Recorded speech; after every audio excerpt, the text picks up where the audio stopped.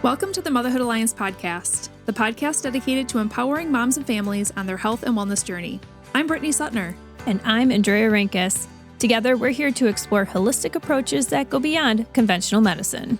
Each week, we dive into topics that matter most to you. Everything from nutrition and mental health to alternative therapies and natural living. And whether you're a new mom navigating the early stages of parenthood or a seasoned pro looking for new ways to support your family's well-being, you're in the right place. Even better, all of our guests are local small business owners who you can actually talk to and work with. You can learn more about today's guest and connect with hundreds of other health and wellness professionals through our informative and easy-to-use directory at motherhoodalliance.com. Before we get started, keep in mind that this podcast is for informational and educational purposes only and is not a substitute for personal healthcare advice. Please consult your healthcare provider before making any changes based on the podcast content. Thank you for joining us on this journey. Are you ready to help your family thrive? Let's get started. Hi, we are Britt and Andrea from motherhoodalliance.com, and we are excited to welcome you to a 4-episode series with Dr. Rachel Tippins, the owner of Flow Family Chiropractic in Kaukauna, Wisconsin. Dr. Rachel was introduced to the chiropractic field when she was a teenager, and she quickly fell in love with the concept of the body healing itself and a career that could support it to do just that.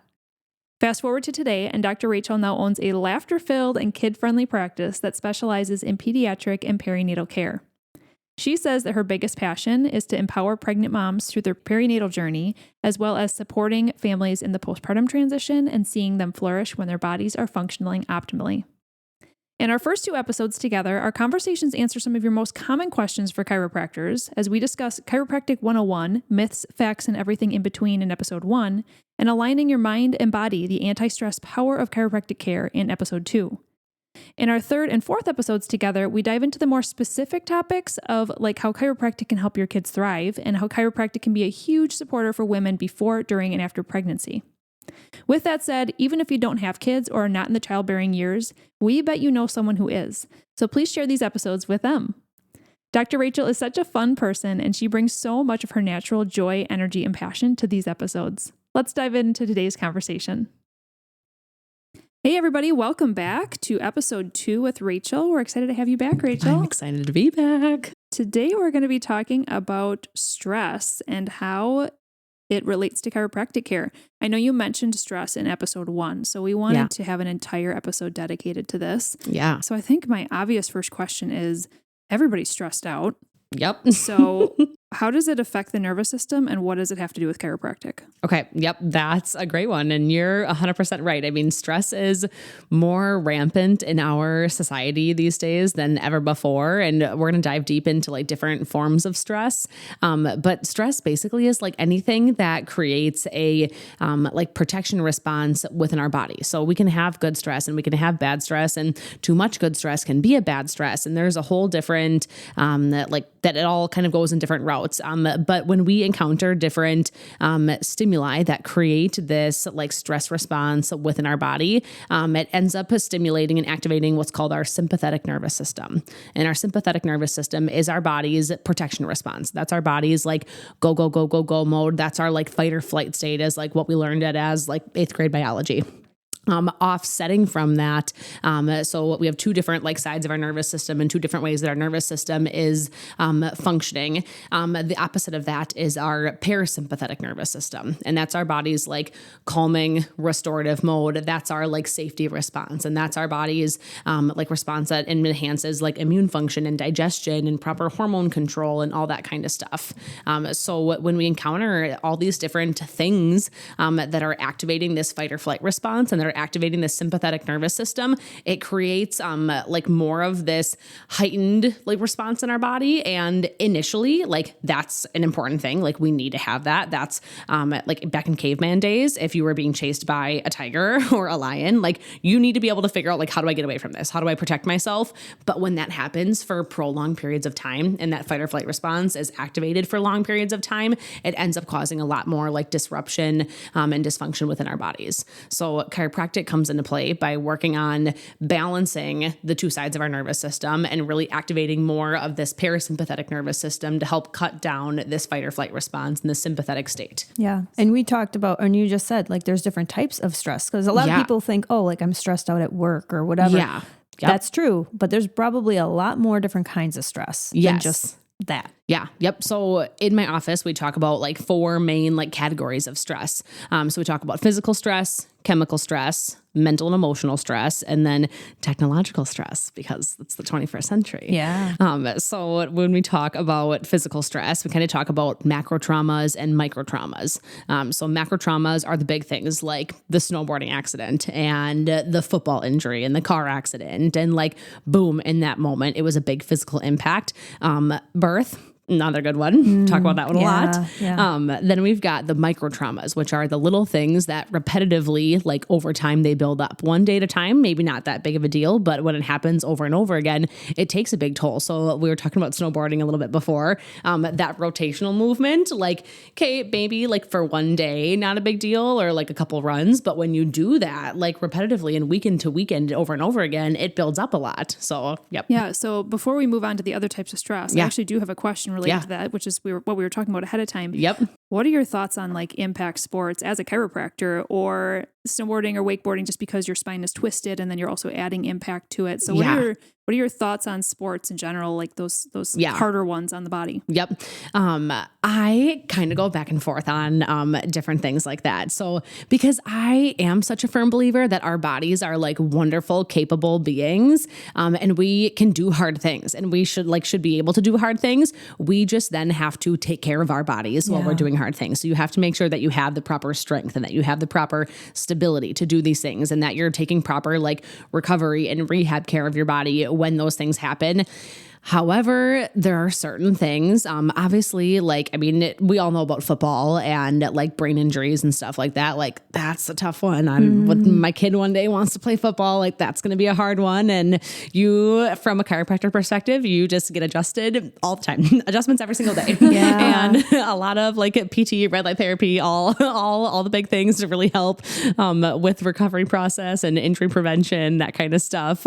But honestly, more so from a chiropractor perspective, some of the things that I see kids in my office have a really hard time with, gymnastics is one of like the biggest ones. Really? Like overextension and stuff like 100%. And I mean, like, how many of us don't have like proper core stability? Yeah. And then you go like overextend your spine and you're jamming your spine like over and over and over again. And kids' sports practices these days are crazy. Like 3-hour practices, like 6 to 9 p.m., like 4 to 5 nights a week. And I mean, I see that in like 10 and 12 and like 14-year-olds. Like, it's not even just like varsity practices, which is kind of crazy to me. I didn't realize that was that intense these days.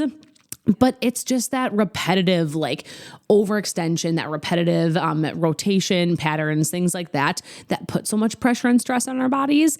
And especially then when kids sit in a classroom and they're hunched over and they're slumped down, so they don't have the core stability to offset how much they're like jamming and loading those facet joints and stuff, is tough. That like those ones are really hard on the body.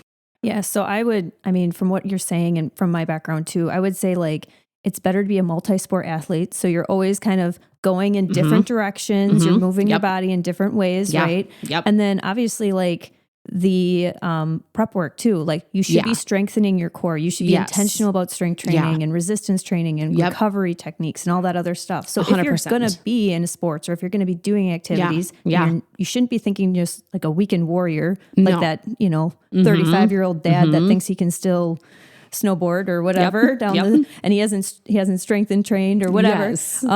It's one of those things to really focus in on like preventative and being on top of what you want to do. And that's where I think, from my perspective, I'm such a firm believer in like community involvement and like being like as a business owner and as a chiropractor, I want to be involved in our community. And especially with serving kids, we want to be involved in all different aspects of like kids' lives and kids' care that we can. So connecting like sports coaches and different places like that and athletic trainers and this and that, like reach out and connect with those other local professionals in the environment so that that you can have like workshops here and there, or like have people that you can like refer to if you're like, okay, we're doing some strength training, but this kid is still dealing with XYZ issue. Like have a trusted resource and a trusted professional that you can refer them to so that we can take care of these things now and not get to the point where it's like you're 45, 46 years old, or even you're 30 and you have a 5-year-old and you can't like run around and play ball with your 5-year-old. Like oh my gosh. no one wants that. Yeah. Right, exactly. Yeah. Even just talking about all of this physical stress and specifically when we're talking about the load that's on our kids, that also makes me think about mental and emotional stress. And you had mentioned that.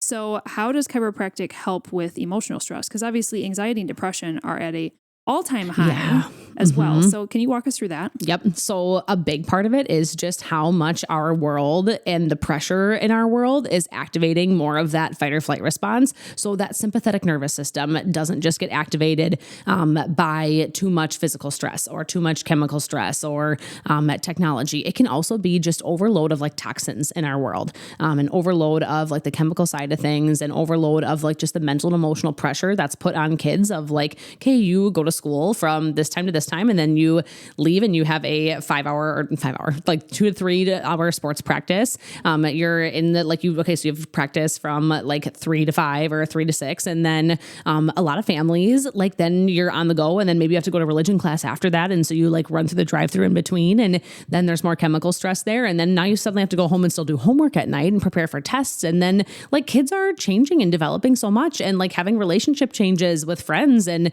trying to navigate different teachers with the beginning of the school year and that kind of stuff. And all those different stressors build up and they activate that fight or flight response in our nervous systems over and over and over again. And I think this is another good spot to bring in like technological stress, especially with like how early kids have phones these days, and just the social media side of things is a lot more, it's a lot different, and it's a lot more difficult for kids to navigate that balance these days than it ever has been before. And each time they encounter one of those stressors, if we don't have a good stress response to navigate and to bounce back from that, it just re-ramps up that fight or flight response. And sooner than later, that becomes our body's new normal. And then we're just stuck in fight or flight, like for over like repetitive days and weeks and months, like over and over again. And we don't know how to rest. Yes, 100%. Yeah. That's a big one that we talk about a lot in my office. I feel like a lot of people are reaching for tissues right now. You're speaking right to me. Oh, either that or they're in denial. Yeah. So when we're talking, Yep. when we're talking about stress, so there's a couple different ways that you can tackle it. The best would be to decrease your stress. So whether it's so easy, right? Yeah. All 4 of these areas. So, checking your environmental toxins, which if you guys didn't listen to the episode with Dr. Kim Klimek, we do have an episode specifically on environmental toxins as well. But there's that piece of looking at your actual life and trying to decrease stressors. But what you're saying is with chiropractic, by your neurofunctional or neurological approach, this is also helping to decrease stress within the body. So my logical brain is thinking through questions on this. Yep. How does that actually help decrease your stress? So does someone come in, they see you, and then they walk out and they're like walking on clouds? You know? I mean, sometimes people do say that. How long does that walking on clouds Yes. last? So just help us understand a little bit more like from the science geek side of how this is helping to decrease stress when you know it's going to pop up again because you have sports practice later. Yes. You know? Yep, exactly. So we're going to get into the sciencey side of it. And I hope this isn't too much of a deep dive, but generally people like this explanation.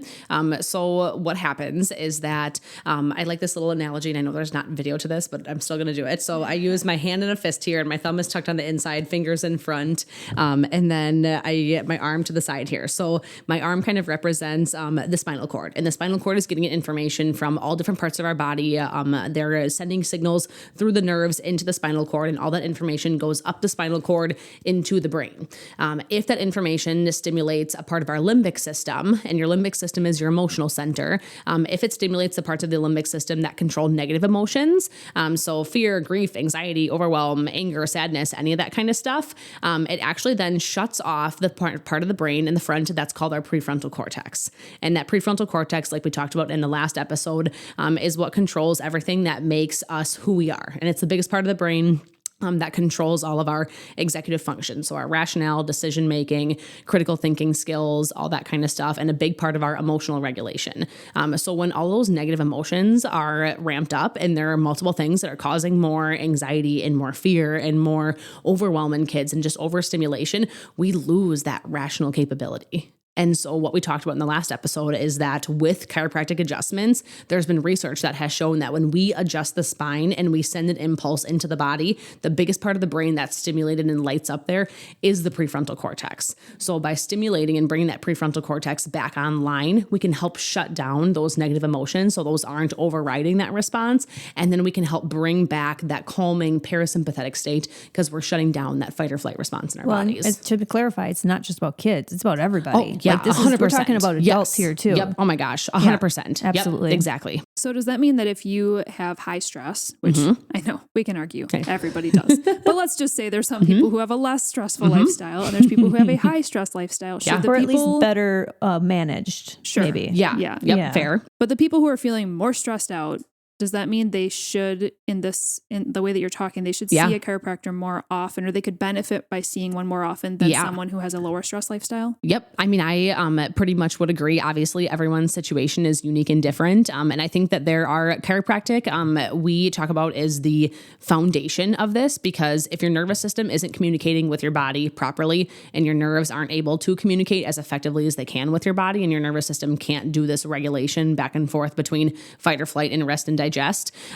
your body can't do everything else as effectively as it's supposed to. So everything else that you then try to do isn't going to work like you necessarily want it to. So chiropractic is the foundation. And then there's so much more that we can do on top of that when we talk about movement, nutrition, breath work, meditation, all those kinds of things, journaling, therapy, all of that works even better when you have this proper foundation. So based on your question though, it definitely is times where people need more adjustments. I mean, we tell people, so when we are on lifestyle care in our office and people are coming once a week or every other week for adjustments, we tell them, like, if there are times of higher stress, if you're feeling sick, if like XYZ is going on, come in for a boost adjustment. So come in like twice for that week, or come in like once a week for a couple of weeks if you're on a biweekly care plan, so that we can help give your body a little bit more support as you're navigating these stressors. Because that's a big thing that we focus on, is kind of this balance of where can we keep an open conversation about trying to reduce some of these stressors in your life, whether it's the physical, chemical, mental, emotional, technological stress, but then also using chiropractic to help support your adaptability and resiliency so that you can adapt to those stressors with more ease. What about like hormone stress in women, hormone changes? Oh, yeah. I kind of mentioned this to you before, and I'm going to say it because I think a lot of women can relate to this. Yeah. So, and we are not TMI here at all. So zero judgments. So I whenever I get my period, just like usually the day before and the day of like my first day, my lower, like I can tell it's coming, right? And I know it's here, is my lower back just kind of feels more loose. It just feels like, there's a bit of pain there. Like maybe a heating pad might work. I might be able to get my husband to massage it a little bit, things like that. So there's something going on there, and I know it's because of hormones. Obviously, this is like a big time when my body is like releasing, right? Yes, exactly. So if you can touch on like how our cycles and our hormones kind of affect our spine and like all that stuff, that would be really helpful. Yeah. So again, that comes back to chemical stress. And that was kind of something we didn't fully dive into. So obviously we can think about chemical stress from the external perspective. Anything that's going into or onto our body is either we're breathing it in, eating it, drinking it, or it's going on our skin and we're absorbing it, or there's the internal chemical stress that's happening. And it's good stressors. I mean, getting your period is good. We need to have a like healthy cycle that's consistent. But those changes that are happening within our bodies, so whether it's like cycle changes, whether it's pregnancy and hormone changes, or whether it's like puberty and hormone changes, or even just like digestive changes and stuff like that happening within our bodies. And again, it's sometimes those internal chemical stressors of like the serotonin signaling when we talk about like anxiety and that kind of stuff. Those are internal chemical stressors that are happening. And oftentimes they are good things like a cycle time and pregnancy and that kind of stuff. But it's still something that our body is figuring out. And it's still something that our nervous system is trying to adapt to while we're going through those different phases and transitions. So again, if we can reduce other load of stress, then our body has more capability and more capacity to handle those stressors too.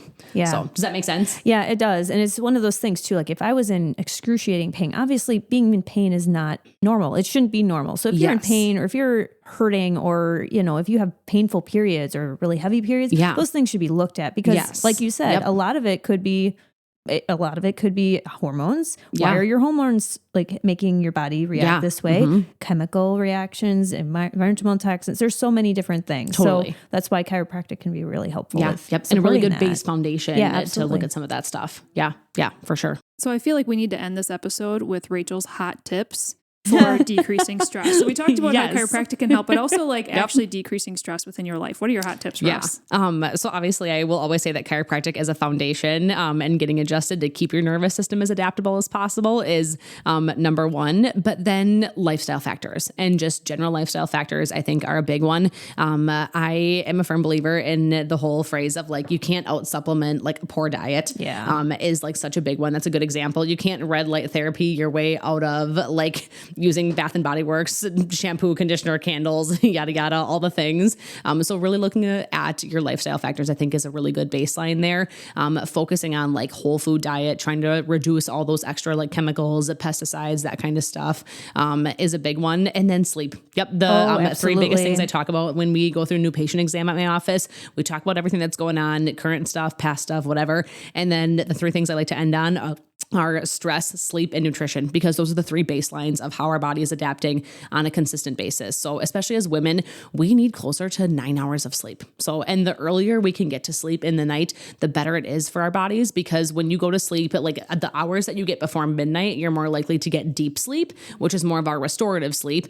Closer, that sleep more in the morning is more of our like REM sleep and light sleep. And all variations of sleep is important. And generally we'll all have more light sleep than we'll have REM and deep sleep. But if you don't have enough REM and deep sleep, then your body actually doesn't like recover and rejuvenate the energy that expended the day before. So you go into that new day with like less capacity and less capability, which obviously is more stress on your body. Then you have less capacity to deal with the stress that you're going to encounter. I just love everything that you have to say, Rachel. Like you're just so full of energy, and you're just like a wealth of knowledge, and you just love serving people. Yes, and if you guys have not yet been on Rachel's social media pages, she shares a ton of stuff, not only of her own content, but she also finds things that are out there to help support your life. So make sure that you're following her on social media. What are your Instagram and Facebook handles? So our Facebook page is just Flow Family Chiropractic, and our Instagram handle is Flow Family Chiro, with an underscore. So, and I mean, that's a big part of our just philosophy in general, is that we want people to feel like educated and informed and supported and empowered. And that starts with information, and it starts with like actually like getting information to the people. So, and we don't know everything, and I don't know everything. So we find resources. Learning. Exactly. Yep. We're lifelong learners. And so we're always trying to find resources, to share with people as well. So, and I do have to give one shout out. When I hired my first employee, that was one of the first things that I worked on, like offloading. So I do still have a big involvement in like our content and like proofing and scheduling and this and that. But I have one of our employees, Ellie, does all of our like sharing and stories and Facebook stuff. And she is just incredible and miraculous and is such an amazing wealth of knowledge herself. And I learn so much from her on a constant basis. So she does a ton of that sharing and stuff too, and she just does an awesome job with it. And that would be like a big shout out to any business owners listening to this too, is if you can hire somebody or have somebody to help you with social media 100%. And those things, you can concentrate on doing what you do best. Yes. Yep. Totally. Yeah. That's to say, because we have the same thing, and finding the right person is hard though. I'm very, very, very grateful and very, very blessed that Ellie, like that this has worked out so well for us, because finding the right person to fit that role and to like emulate your voice and to have that consistency across the board is so important. Taking stress off your plate. Exactly. Yes, ma'am. Exactly. 100%. And asking for help. Like as women, we don't want to do that. So it's okay to be like, nope, I am going to release this one and ask for help on it. Yeah. We knew that we would be able to do an entire episode on just stress and how chiropractic relates to it. But this was amazing. Like talking about all those different areas. So educational. And this was great. I love that. Stay tuned, you guys. We have 2 more episodes with Rachel coming. We're going to be diving into kids specifically, since that is one of her fortes, as well as perinatal care in the 4th episode. So stay tuned. We have more coming. Cool. If you enjoyed this episode, would you consider leaving a rating or review or sharing it directly with a friend who could benefit from the information? We know that you're a busy mom or caregiver, and our goal is to make your life easier by bringing tips and tricks directly from experts into your earbuds. By sharing this episode with someone you love, you can play a critical role in helping to make their life easier as well. We appreciate your time, and thank you for being a part of the Motherhood Alliance family.